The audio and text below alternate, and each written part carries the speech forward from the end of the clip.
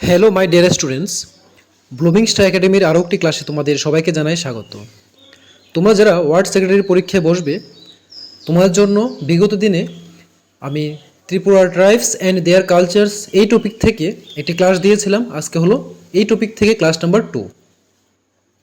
তো ক্লাসটি শুরু করার আগে বলে রাখি, তোমরা যারা নোট নেওয়ার কথা বলেছিলে, নোট রেডি হয়ে গেছে। তোমরা যারা নোট নিতে চাও, অবশ্যই আমার এই ভিডিও ডেসক্রিপশন বক্সে একটা লিঙ্ক দেওয়া রয়েছে। সেই লিঙ্কে ধরে আমার হোয়াটসঅ্যাপে একটি গ্রুপ রয়েছে, সেই গ্রুপে যুক্ত হতে পারো এবং ওইখান থেকে কন্ট্যাক্ট করে তোমরা নোট নিয়ে নিতে পারবে। তো চলো শুরু করা যাক ক্লাসটি। দেখো, আজকের ক্লাসের প্রথম কোশ্চেন অর্থাৎ 16 নম্বর কোশ্চেনটি হলো, which is the notable dance of the Jamatia community?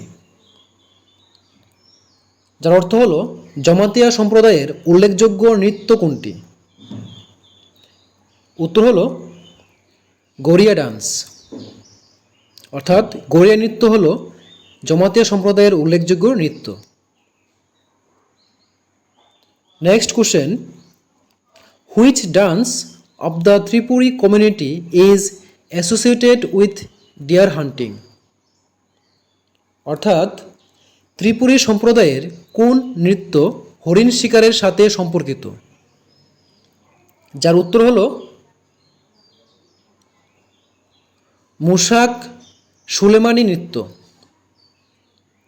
এই মুশাক সুলেমানি নৃত্যটি এটি হলো এমন একটি নৃত্য যে নৃত্যটি ত্রিপুরী সম্প্রদায়ের জন্য হরিণ শিকারের সাথে সম্পর্কিত।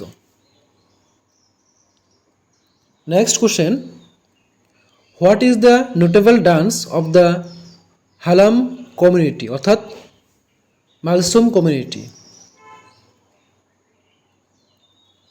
হালাম সম্প্রদায়ের উল্লেখযোগ্য নৃত্য কোনটি? যার উত্তর হলো Hai Hak dance.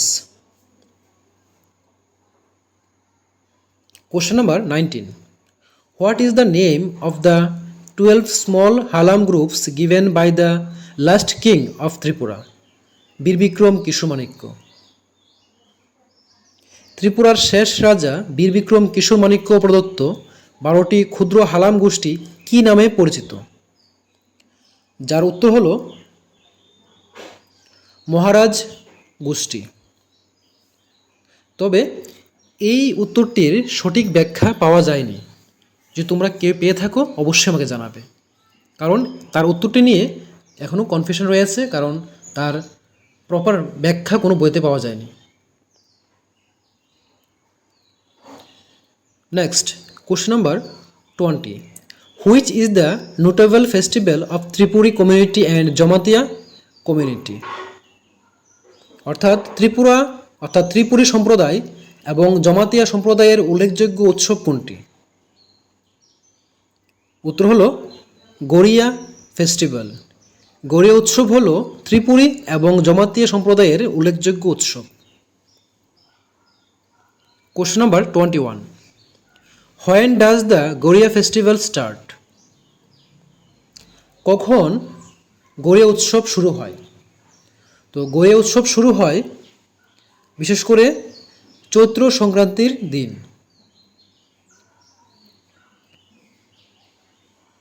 Question number 22, in which worship of tribes are boundaries defined? কোন উপাসনায় উপজাতির সীমানার নির্ধারণ করা হয়? অর্থাৎ উপজাতির যে বিভিন্ন উৎসবগুলি রয়েছে, সেই উৎসব বা পুজোর মধ্যে কোন পুজোতে একটি নির্দিষ্ট সীমানার নির্ধারণ করা হয়ে থাকে? যার উত্তর হলো কের ওরশিপ, অর্থাৎ কের উপাসনা। কোশ্চেন নাম্বার 23, মগধের প্রধান নববর্ষ উৎসবের নাম কি? যার উত্তর হলো মগধের প্রধান নববর্ষ উৎসবের নাম হলো সাংগ্রাই। এই প্রশ্নটিরও বিভিন্ন বিতর্ক রয়েছে। যদি কারোর কাছে তার সঠিক ব্যাখ্যা থাকে, অবশ্যই আমাকে কমেন্টে জানাবে। যতটুকু তথ্য পাওয়া গেছে তার উপর ভিত্তি করে বলা যায় যে মগধের প্রধান নববর্ষ উৎসব হলো Sangrai. Next question number 24. Which is the notable festival of the Chakma community? Chakma সম্প্রদায়ের উল্লেখযোগ্য উৎসব কোনটি? উত্তর হলো বিজু ফেস্টিভ্যাল, অর্থাৎ বিজু উৎসব হলো চাকমা সম্প্রদায়ের উল্লেখযোগ্য উৎসব। Next question number 25. Which is the traditional worship of Tripura? ত্রিপুরার ঐতিহ্যবাহী পূজা কোনটি? উত্তর হলো Kharchi Puja. Question number 26. Where is Kharchi Puja held? Kharchi Puja কোথায় অনুষ্ঠিত হয়? Kharchi Puja is held at the Chaturdash দেবতা temple in old Agartala, Tripura, India. অর্থাৎ ভারতের ত্রিপুরা রাজ্যের পুরাতন আগরতলায় চতুর্দশ দেবতা মন্দিরে খার্চি পূজাটি অনুষ্ঠিত হয়। Question number 27. When is Kharchi Puja celebrated and how many days does it last? অর্থাৎ খার্চি পূজা কখন পালিত হয় এবং এটি কতদিন স্থায়ী হয়? এটি বলা হয়েছে how many days does it last, মানে একদম শেষ বছরে অর্থাৎ 2025-এর কতদিন ধরে এবং কত তারিখ থেকে সেই খার্চি পুজোটি শুরু হয়েছিল এবং সে কতদিন চলেছিল। যার উত্তর হলো Kharchi Puja was celebrated in 2025 starting on July 3rd and lasted for 7 days. অর্থাৎ খার্চি পূজা 2025 সালে জুলাই মাসের 3 তারিখ থেকে শুরু হয়েছিল এবং 7 দিন ধরে এটি পালিত হয়েছিল। Next question number 28. Which is the significant festival of the Bengali community? Bengali সম্প্রদায়ের গুরুত্বপূর্ণ উৎসব কোনটি? যার উত্তর হলো Durga Puja. Next question number 29. Mention the names of some notable musical instruments of the tribal people of Tripura. অর্থাৎ ত্রিপুরার উপজাতিদের কিছু উল্লেখযোগ্য বাদ্যযন্ত্রের নাম বলো। যার উত্তর হলো খাম, সুমুই, সারিন্দা অ্যান্ড চংপ্র্যাং।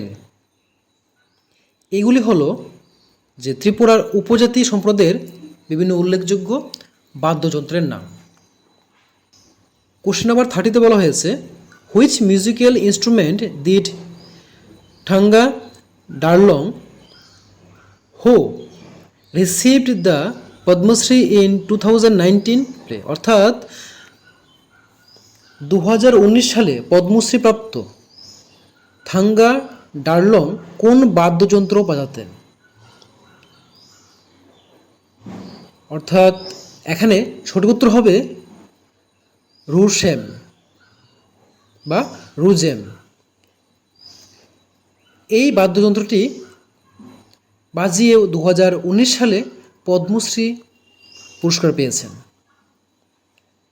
এই হলো আজকের ক্লাসের 15টি ইম্পর্টেন্ট কোশ্চেন। আর এরকমই ইম্পর্টেন্ট ক্লাস পাওয়ার জন্য তোমরা চ্যানেলটিকে সাবস্ক্রাইব করে রেখো এবং যদি এই ক্লাসটি ভালো লেগে থাকে অবশ্যই লাইক, কমেন্ট এবং শেয়ার করে দিও। তো আজকের জন্য ক্লাসটিকে শেষ করছি। দেখা হবে পরবর্তী ক্লাসে পরবর্তী টপিক নিয়ে। ততক্ষণ সবাই ভালো থেকো, সুস্থ থেকো।